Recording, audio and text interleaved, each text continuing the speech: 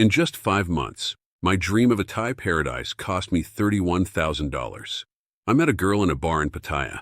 I knew exactly what kind of bar it was, and I knew exactly what her job was. And I let myself fall in love anyway. I saw the signs. All of them. They were like mile markers on a highway leading straight off a cliff.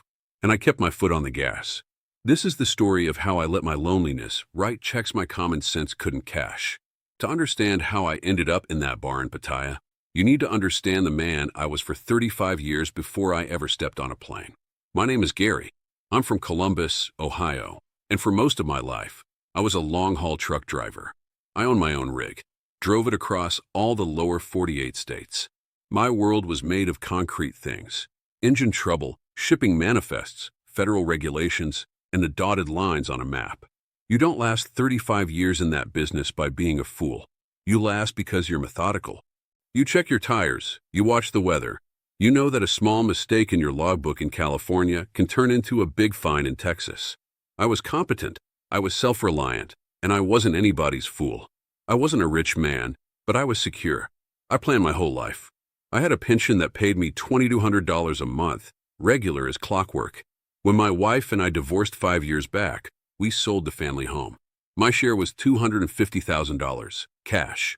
On top of that, I had another $180,000 sitting in a 401k. I had zero debt. That $250,000 in cash was new territory for me. For the first time in my life, I wasn't just stable, I was liquid. And it made me feel exposed, like driving without a seatbelt. The divorce was amicable. No screaming, no fighting. After 30 years, she just said we'd grown apart, that with the kids gone, she wanted a different life. I understood it, but understanding doesn't fill a house. It left me feeling hollowed out, invisible. My kids were grown, living their own lives in other states. My job as a husband was over. My job as an active father was over. My job as a trucker was over. And I was just Gary, a 61-year-old man in a quiet rental apartment in Columbus, Ohio, with nothing but daytime television and the silence between phone calls. The loneliness was an ache, a physical thing. One night, I was on the phone with my son, and he had to cut it short. Kids, work, you know how it is. I hung up, and the silence in that apartment was deafening. I turned on YouTube just to have a voice in the room, and I stumbled onto a channel. An American guy, maybe a few years older than me, living in Thailand. He wasn't yelling. He wasn't trying to sell anything. He was just showing his life. He'd talk about the respect people showed him, the adventure, and the cost.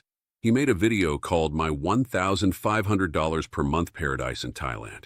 I pulled out a calculator. My pension alone was $2,200 a month. He was talking about modern apartments for $350. Full, delicious meals for $5. Suddenly, this wasn't some fantasy. It was a math problem. It was a logistics problem. My life in Columbus was a problem of slow financial drain and deep emotional emptiness. Thailand looked like the solution. It wasn't about finding a girl. It was about finding a life where the numbers worked and a man like me could feel visible again. I was solving a problem, just like I always had. And on paper, it looked like the smartest decision I'd ever made. The real tipping point wasn't a big event. It was small. It was a Tuesday night. I was on the phone with my son, telling him a story about a bad snowstorm I drove through back in '98 outside of Cheyenne. I could hear his kids in the background. The TV was on. His wife was asking him something. He wasn't really listening. He said, "That's great, Dad. Hey, listen, I gotta go. We're right in the middle of dinner." And he was gone. I sat there in my recliner, holding a dead phone. The only sound in my two-bedroom apartment was the hum of the refrigerator. I'd never felt so irrelevant. A ghost in my own life. That's when I went down the YouTube rabbit hole. It started with videos about retiring on a budget. Then the algorithm served me one about Thailand. Then another, and another. These weren't slick travel shows. They were guys my age, some older, some younger. Guys who looked like they could have been sitting on the stool next to me at a diner in Ohio. They were showing their apartments, their meals, their friends. They were laughing. They were visible. Then came the video. My $1,500 per month paradise in Thailand. I clicked it, almost as a joke. The guy broke it down. $350 for a modern, clean apartment with a pool. $5 for a plate of food that looked better than anything I could cook or afford at a restaurant back home. $100 for utilities. He laid it all out, line by line. My trucker brain kicked in. This wasn't a fantasy. It was a manifest. It was a shipping route. I grabbed a pen and the back of an envelope. My pension, $2,200 a month. My rent in Columbus, $950. Utilities, another $200. Car insurance, gas, groceries that kept getting more expensive. I was barely breaking even if I wasn't careful. Here was this guy, on video, living a life that looked like a king's for less than what my quiet, empty apartment was costing me. I could feel the old habit taking over, the one that kept me safe on the road for 35 years. I started running the numbers, checking the logic. Doubt was the first warning light on the dashboard. What about the scams you hear about? But the guys in the videos talked about that. They said, just be smart, don't be a fool. It's that simple. And I thought, asterisk, I'm not a fool. I've handled myself in truck stops from LA to New Jersey. I know how to read people. Asterisk, second warning light. Leaving everything behind. I looked around my apartment. The photos of my kids when they were little. The plaque my company gave me on my last day. That was it. That was everything. The truth was, there wasn't much left to leave. My kids had their own lives. My friends were scattered. I wasn't leaving a life. I was leaving a waiting room. The final calculation was emotional, not financial. What was the cost of this loneliness? Another 5, 10, 20 years of sitting in this chair until I just faded out? Or the cost of a plane ticket? For the first time in years, I felt a flicker of something that wasn't just memory or regret. It was anticipation. I put down the pen. I picked up my laptop. And I typed one-way flights to Bangkok into Google. It was just a search, a piece of information. But as the results loaded, my heart started pounding. It felt like putting the truck in gear after a long stop. The decision was made. I wasn't running from anything. I was hauling my own life to a new destination. I was a practical man, and this was the most practical solution I could find. It was a plan, and a man with a plan, a man who knows the route and has the fuel to get there. Well, he's already halfway to his destination. The plane landed in Bangkok, and the moment I stepped out of the airport, the heat hit me like a physical thing. It wasn't the humid summer heat of Ohio. This was different. It was thick, alive, and smelled of spices I didn't have names for and the faint sweetness of exhaust fumes. I took a bus down to Pattaya. The whole way, I just stared out the window. Everything was in motion. Scooters weaving through traffic carrying entire families. Colorful trucks that looked like they were decorated for a parade, and signs in a language that looked like art. Back in Columbus, my world had shrunk to the 4 walls of my apartment. Here, the world felt enormous. The YouTube videos didn't do it justice. They showed you the prices, but they couldn't show you the feeling. My first real meal was at a little place on the side of the road. A woman who looked to be about 80 years old was cooking over a wok that was black with age. I pointed at something that looked good. It was some kind of noodle dish with shrimp and peanuts. She handed it to me with a smile that was missing a few teeth. It cost me $2. $2. I sat on a little plastic stool, the traffic roaring past me, and I ate the best meal I'd had in a decade. My plan wasn't just working, it was paying dividends in a currency I hadn't expected. I felt alive. I found a condo for rent, a brand new building with a swimming pool on the roof, for $380 a month. Fully furnished. From my balcony, I could see the ocean. I spent the first week just walking around, getting my bearings. I was being smart, methodical. I wasn't one of those old fools who gets off the plane and falls for the first pretty face. That wasn't me. I was Gary, the trucker. I knew how to handle myself. Of course, I had to see Walking Street. You can't go to Pattaya and not see it. It was like going to Vegas and not seeing the Strip. I went in with my eyes open, telling myself I was just a spectator. And it was a spectacle, a river of neon lights and music so loud it vibrated in your chest. And the girls, so many of them, all young, all calling out. It was overwhelming. I ducked into a bar just to get out of the flow of the crowd. It was quieter than the street, but not by much. And that's when I saw her. Her name was NID. She wasn't like the others. The other girls were loud, almost aggressive, grabbing at men as they walked by. NID was sitting by herself at the end of the bar, just nursing a drink. She was 32, she told me later. She had this quiet way about her, a smile that didn't feel like it was part of a sales pitch. I sat down a few stools away. Eventually, she looked over. I said hello. She said hello back. Her English was good. I asked her what she was drinking. She asked me where I was from. When I told her I used to be a long-haul trucker, her eyes lit up. Not with the polite, vacant stare I got from people back home. She actually asked questions. She asked what it was like to see the whole country from behind a windshield. She asked about the loneliest road I ever drove. For the first time in years, someone was listening to my stories. Really listening. To have a real conversation, away from the noise and the other girls, I had to pay what they call a bar fine. It was about $40. In my mind, I wasn't buying a woman. I was buying a conversation. I was rescuing a quiet moment from the chaos. That first month was a dream. We were together every day. She moved into my condo, waking up next to someone, having coffee on the balcony. It was a life I thought was over for me. She made me feel seen.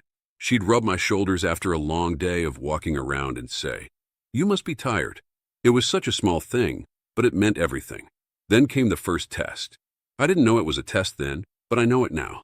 About a month in, she came to me, and she was crying. Real tears. Her face was puffy, and her voice was shaking. She said her mother had called from their village up in the Northeast. Their water buffalo, the family's most valuable possession, was sick. The vet needed to come, and it was going to cost money they didn't have. She said she needed $500. A little red light started flashing on the dashboard of my mind. The sick buffalo. It was the oldest story in the book. I'd even heard the guys on YouTube warn about it.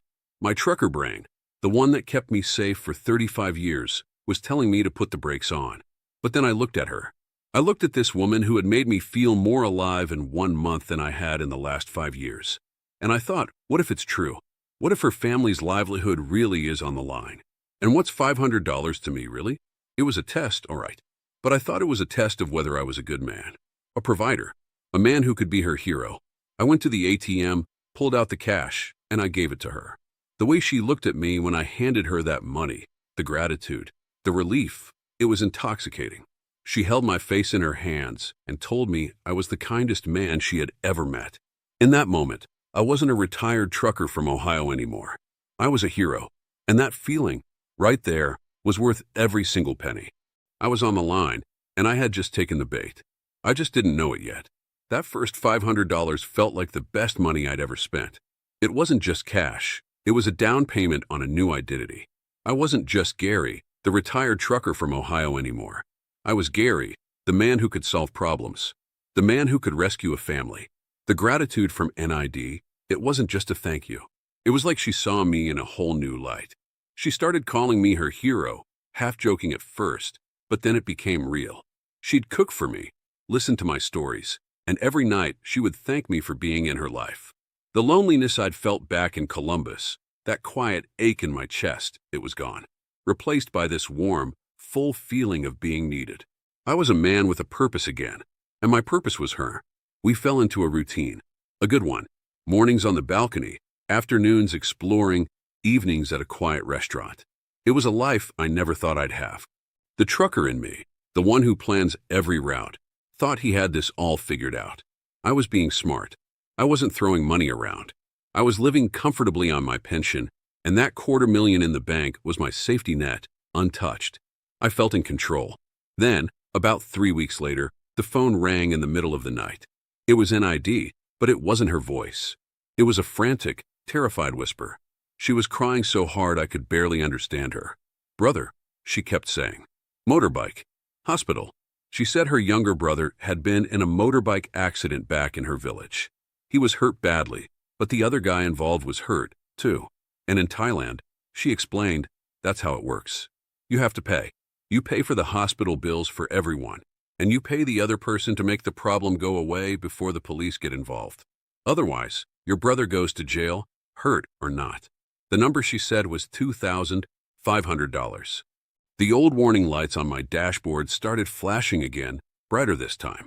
A late-night call, another family emergency, a price tag that was exactly 5 times the last one. My brain, the one that had kept me out of trouble for 35 years on the road, was screaming at me. Asterisk, this is a setup. Gary, you're being played. Asterisk, but then I heard her sobbing on the phone. This wasn't the grateful, happy woman I had breakfast with that morning. This was a woman whose world was collapsing. I was her hero, wasn't I? That's what she called me. What does a hero do? Does he say, "Sorry, sounds like a scam"? Does he hang up the phone and go back to sleep while her brother might be bleeding in a ditch or getting thrown in a Thai jail? No. A hero protects his family. And she was my family now. The thought of abandoning her, of letting that terror in her voice go unanswered, it was worse than the thought of losing the money. I had spent my entire life being a provider, a protector. First for my wife and kids, now for her. It was the only role I knew how to play. Don't worry, I told her, my own voice sounding steadier than I felt. I'll handle it. Tell me where to send the money. I sent the $2,500 through a transfer service the next morning. It felt different this time. The $500 for the buffalo was an investment in her happiness. This was an investment in her safety. It made us a team. We were in this together now. I wasn't just a boyfriend. I was the man who kept the wolves from the door. And that feeling of importance, of being the one person in the world who could fix this for her, it pushed every other doubt right out of my mind. After the accident, things got even better. The crisis had brought us closer. We started talking about the future. Not just next week or next month, but a real future. That's when she brought up the restaurant. She had a dream. She knew this little spot in a side street that got a lot of tourist foot traffic. She wanted to open a small restaurant. Nothing fancy, just good, honest Thai food for foreigners who wanted something authentic. She had it all planned out. The menu, the costs, the potential profit. She had a business mind. It wasn't just a fantasy. It was a plan written out on a notepad. It looked as solid as any shipping manifest I'd ever seen. She said, "This can be for us, Gary. Our future. I don't want to be a bar girl. I want to build a life with you." The way she said us, it hit me right in the chest. This wasn't about her asking for money. This was about her asking for a partner. All they needed, she said, was $10,000 to secure the lease, get the licenses, and buy the initial equipment. The problem, she explained, was that under Thai law, a foreigner like me couldn't just own a small business like that outright. It had to be in a Thai citizen's name. It had to be in her name. "But it will be ours," she promised, holding my hand. "Always. For us. $10,000.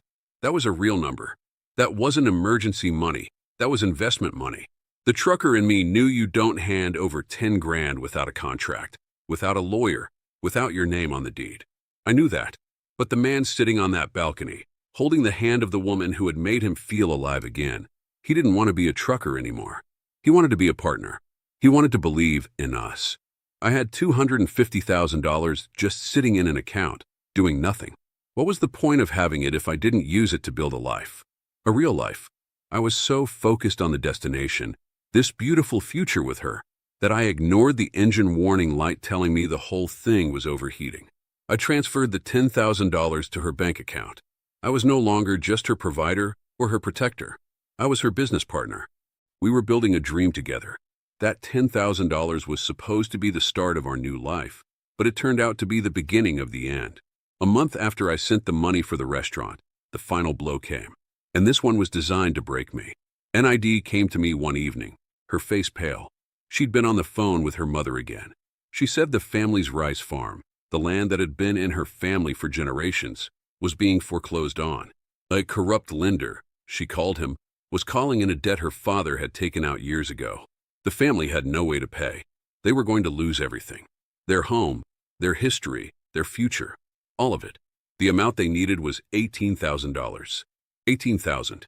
It was a staggering number. But by then, I was in so deep, the numbers didn't even seem real anymore. What was real was the look on her face, the quiet desperation. This wasn't about a sick buffalo or a business plan. This was about her soul. This was her lineage. This was about saving her family from being wiped off their own land. And I saw the final test. This was my chance to stop being the foreigner, the boyfriend, the partner. This was my chance to become the patriarch, the savior, the man who single-handedly saves an entire family's legacy. It was the ultimate hero fantasy, and I walked right into it with my eyes wide open. My practical brain wasn't even fighting it anymore. It was like it had just given up. I had a choice. Be the smart, cynical guy who says no and watches her world burn, or be the man who steps into the fire and pulls her out. I had spent my whole life being the smart, cynical guy. I was tired of it. I went to the bank. I took out the $18,000. The total was $31,000 now. $500 for the buffalo, $2,500 for the brother, $10,000 for the restaurant, $18,000 for the farm. I had spent $31,000 in less than 5 months. But in my mind, I hadn't spent a thing. I had invested it in a life, in a future, in a woman who saw me as her savior. I gave her the money. She held me and cried, telling me I had saved her, that her family would pray for me for the rest of their lives. That night, I felt 10 feet tall. A week later, she said she had to go up country to the village to deliver the money to the lender and sign the papers. She'd be back in 3 days. She kissed me goodbye at the bus station. I watched the bus pull away, feeling like the king of the world. 3 days went by. No call. I told myself the signal was bad in her village. On the 4th day, I started to worry. I called her phone. It went straight to voicemail. I called again. Voicemail. I must have called 100 times. Nothing. The 5th day, the line was disconnected. A cold dread started to creep in, the kind of cold you feel on a winter road when you hit a patch of black ice. I went to the address she had given me for the restaurant. It was a laundromat. The owner said it had been a laundromat for 10 years and it wasn't for lease.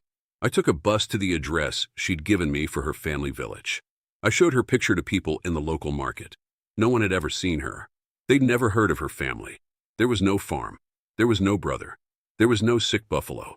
There was just me, a 61-year-old fool standing on a dusty road in the middle of Thailand, with $31,000 gone from his bank account and a silence in his heart that was louder than any empty apartment back in Ohio. The dream was gone, and I was, once again, just Gary. I felt like a king when that bus pulled away. I really did. For 3 days, I walked around Pattaya with a new kind of confidence. I wasn't just another tourist. I was a man who had saved a family. I was waiting for my partner to come home so we could start our real life. The 3rd day came and went. No call.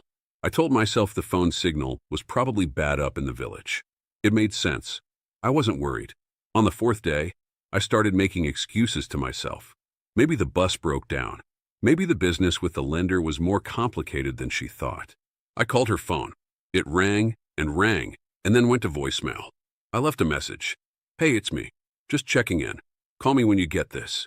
I called again an hour later. Voicemail. By the evening of the 4th day, the feeling in my gut was starting to change.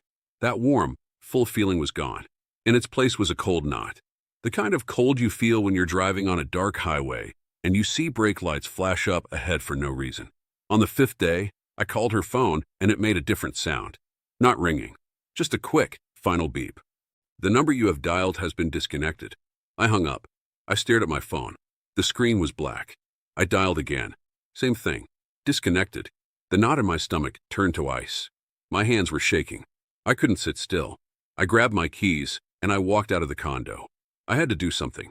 I had to see something real. I went to the little side street, the one she said had all the foot traffic. I found the address she'd written down on a napkin for our restaurant, the one we were building together. Our future. It was a laundromat. The sign was faded. The windows were steamy. I stood there for a long time, just watching the machines turn. I went inside. The air was hot and smelled of soap. A Thai man was sitting behind the counter, reading a newspaper.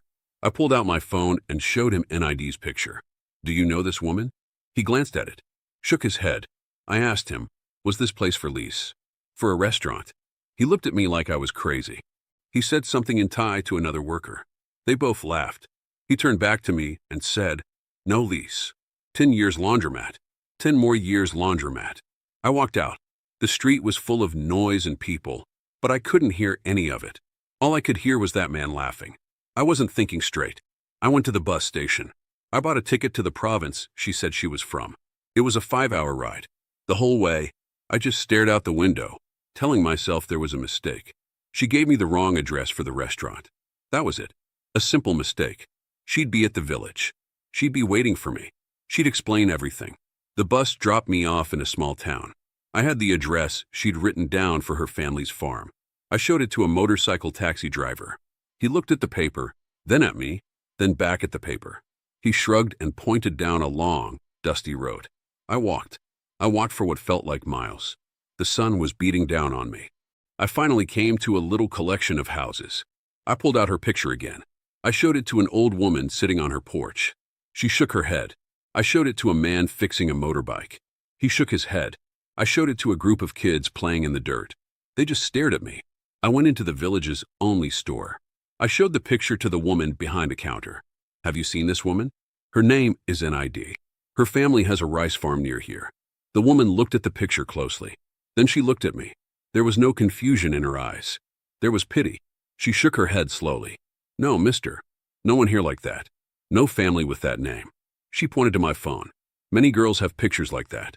They are from Bangkok. From Pattaya. They are not from here. And that was it. The last gear in the engine just broke. There was no farm. There was no family. There was no foreclosure. There was no brother, no sick buffalo, no restaurant. There was just me, standing on a dirt road in a village I'd never heard of, 100 miles from anywhere I knew. The hero, the savior, the patriarch, a 61-year-old man from Columbus, Ohio, with $31,000 gone. And for the first time in 5 months, I was completely and totally alone. So that's where the story ends. On a dusty road, 100 miles from nowhere. Today, I'm back in Columbus. The 2-bedroom apartment is gone. I'm in a smaller place now, a cheaper one. I took a part-time job as a dispatcher, helping truckers navigate routes and solve problems on the road. It feels familiar. I'm not telling you this for pity. I'm telling you this because this is the reality of what my 5-month paradise cost. It cost me $31,000, my confidence, and the easy retirement I had planned. It bought me a smaller apartment and a part-time job when I'm supposed to be done working. But it also bought me an education, a very expensive one. And I'm going to give you the highlights for free. First, and you listen to me now, the sick buffalo is never about the buffalo. It's a test. That first $500 wasn't for a veterinarian. It was a little hook to see if the fish will bite. I bit. And in that moment, when I handed over the cash to be her hero, I was on the line. She knew it, and I didn't. Once you pay that first time, you've proven you're willing, and they will reel you in. Second, you cannot be the hero in her story and the smart guy in yours at the same time. You have to pick one. I fell in love with the fantasy she was selling because my lonely life had a hero-shaped hole in it, and I was desperate to fill it. Being her provider, her protector, her savior, that was the most expensive drug I've ever taken. That fantasy cost me over 10 grand a month when you average it out. If someone's job is to make men feel loved, to make them feel seen, you have to accept that it is a job. They are very, very good at their job. But when the shift is over, they go home, and you're left with the bill. Finally, and this is the trucker in me talking, the guy who should have been driving the whole time, do not put a single dollar into a business, a piece of land, or a motorbike that is not legally, on paper, in your name. Your love story does not change the law. The law doesn't care about your feelings.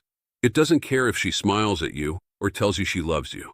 It cares about what is written on a piece of paper in an office downtown. I thought our connection was stronger than all that. It wasn't. Look, I'm not telling you not to go to Thailand. It's a beautiful country. I'm not even telling you not to fall in love.